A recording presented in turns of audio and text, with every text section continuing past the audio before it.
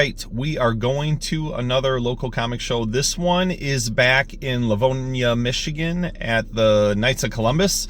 They have the show about, I don't know, maybe 7 to 8 times a year.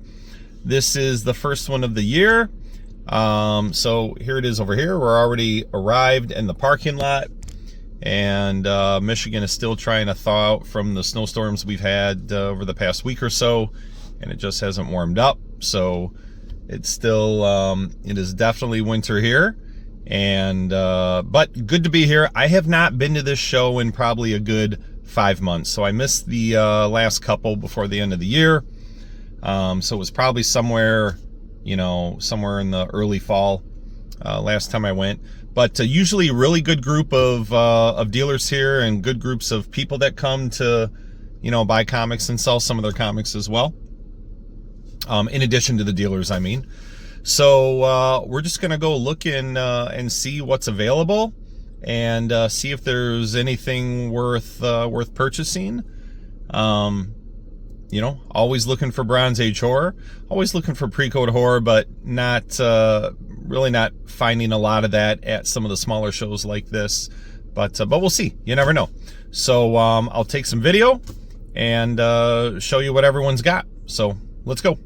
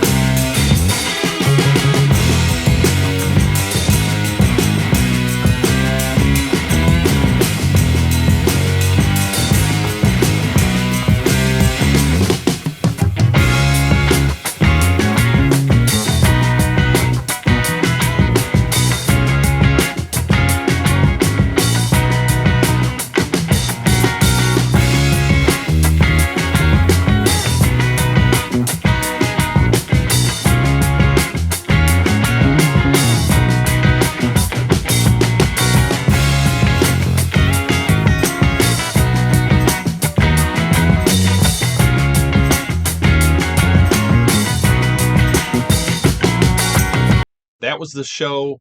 I'm glad I went. It was extremely busy. Busiest I've seen in a while, and I wonder if that's because it's the first one of the year. I think I'd mentioned earlier that they may do this 7 or 8 times a year. This was the first one of 2024. They're going to do another one in February, almost exactly a month away. And but I did not get a lot of video because I spent so much of my time talking to different people, people that I was catching up with, and I met a few new people as well. And I wanted to get out of there to watch the Lions game, the playoff game. So had to wrap things up. So sorry I didn't get more video, but I did pick up some stuff, and I wanted to go through some of it with you guys really quickly.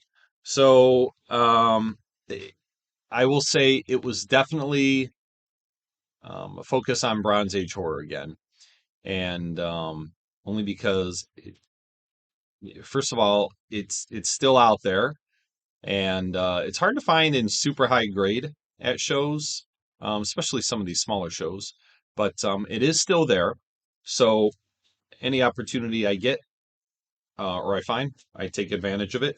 So I didn't do a ton of Marvel, but I got a few books. So I found Where Creatures Roam #1, #2, a couple of the Where Monsters Dwell. What was that, 16 and 17? Yep, 16 and 17. A Chamber of Chills, one of the Frankenstein books, and then probably the best one I've gotten was, this is a very high grade Chamber of Darkness #8. It's a Bernie Wrightson cover, and it's really, really nice.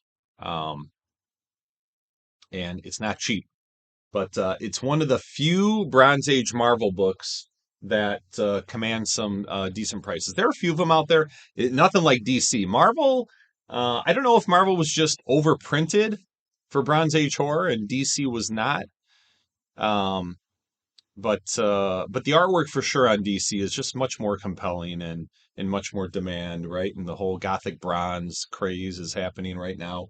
And but this is one of the few Marvel Bronze Age horror books that people are paying up for. Okay, so I'm only showing you a sample of what I got. That's some of the Marvel, and in terms of Charlton, I'll get to DC in a second here. In terms of Charlton, so I got, okay, Charlton. That's what I got. I got a lot of it.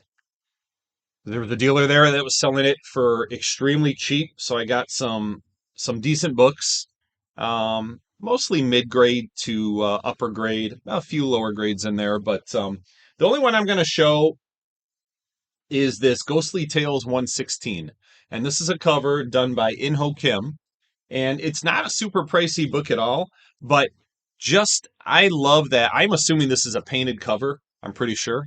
Trying to get you a close up of this. And it's just, I don't know. This kind of book is right up my alley. This is Gothic bronze at its best. I know there's not a lot going on the cover. It's just this winged uh, gargoyle man type of person. He's got a torch. He's got this bell in his hand. I don't know what the story's about at all. I'd like to thumb through it. But I just wanted to show off that one Charlton book, all right? But I got a bunch of them. And a lot of these books will be available at my next Instagram sale. And since I got really decent prices on them because I was buying a lot of it, I will be able to sell them for decent prices as well. I think a lot of people know now my first hour of my live sales are the $5 and $10 books. And I put a lot of them out there, and most of them go like that. All right. Now let's show off some of the DC stuff. So Ghosts, I got some early Ghost books. There are a few different DC Bronze Age horror titles that are sleepers. Ghosts is one of them, because everyone is mostly focused on House of Secrets, House of Mystery, and there are some great books in there. I got a couple of those, but not a ton. But Ghosts is a sleeper, so I got some early ones, issue 2 and issue 8. And there are some others as well. I got some later versions. I'm just showing you guys highlights of them. In terms of House of Mystery, again, I got a bunch of them, but was only showing 2 here. So the first one is issue 290, which is the first appearance of I, Vampire. I know some of the people at the show and some of the people that sold to me are probably watching this, so they're going to be looking at this saying, "Hey, I sold that book to him." And then House of Mystery 206 with one of my favorite Scarecrow covers. And no, this is not Bernie Wrightson. It's not Neil Adams. It's not even Nick Cardy. It's a guy named, and I always get his last name wrong. It's Tony DiZuniga. I believe. I'm not sure if I have the emphasis on the right syllables there, but I just always enjoyed this cover. And this one's a solid grade. It's not super high grade by any means, but still a nice cover. I got a couple Dark Mansion books, issue 9 and issue 11. Here they are. Look at that. Oops. I want to show this one off, the creature's hand coming through the window there.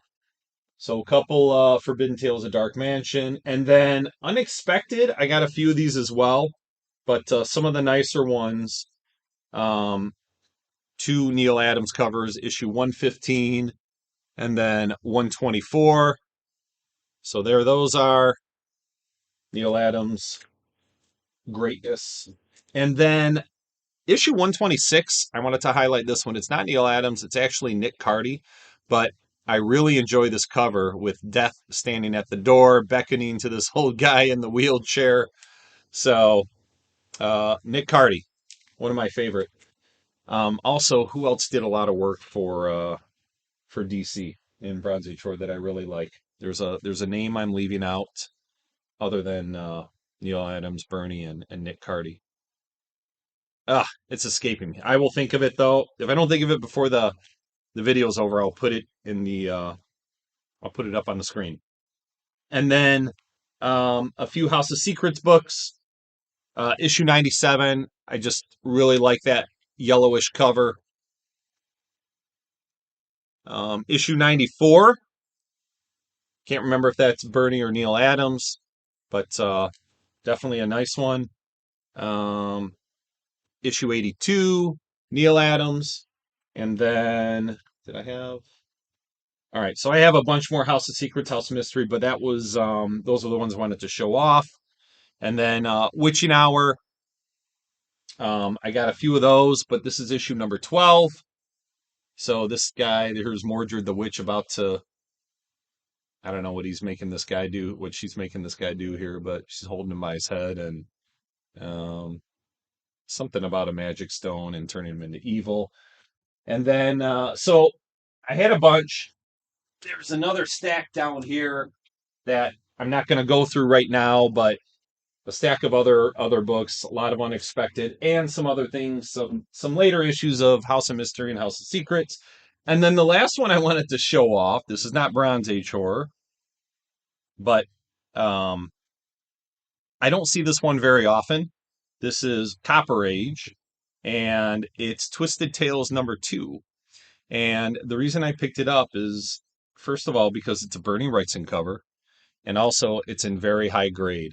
And if you look, there's a guy with an axe, and he's got a whole bunch of heads on his belt. Hopefully that's not too blurry, but you can see this guy's belt is just lined with severed heads. Pretty gruesome. This is something you may have seen in the Golden Age. Then it had to go away because of the comic code. But now it's back. You can put whatever you want in comics. So, Bernie Wrightson. Let's see if I can get his name on there. I'm sorry, it's all backwards here. I have trouble showing it in the camera. So there's Bernie's name down in the corner. I know it's blurry. But Twisted Tales number 2, super high grade. And that's it. So really good show. Like I said, really busy. Couldn't get nearly as much video as I wanted to. But I really enjoyed talking to so many people. And I met a new guy there too. His name is Carl. And he had mentioned how he's going to be at the Great Lakes Comic-Con, and he's setting up a booth there. He used to own a store back in the 90s, and he shut it down, and all of his stuff has been in storage, so he's going to have his booth at the Great Lakes Comic-Con at the end of February with all of his stuff for the first time, essentially since the 90s. So Carl was a really nice guy. I'm glad I met him. He's a viewer of my videos. So, Carl, if you're watching this, it was nice meeting you, and I will definitely see you in February. I'll be coming by your booth and seeing all the great stuff that you have. So, other than that, that was it. Great show, great books, and if you follow me on Instagram, keep an eye out for my next live claim sale. It's still a couple weeks off, maybe even more than a couple weeks, but it's going to be a lot of great stuff there. And check out my website, and my eBay store. So my website isn't a complete marketplace yet, but it has links to everywhere that I sell books. It has links to my eBay store, my Instagram, my YouTube channel. It shows you how to get in touch with me if you want to sell a collection. So go check all of that out as well, and leave a comment. Let me know what you think of the video, my pickups, which one's your favorite book, and that's it for now. So till next time, have a great day.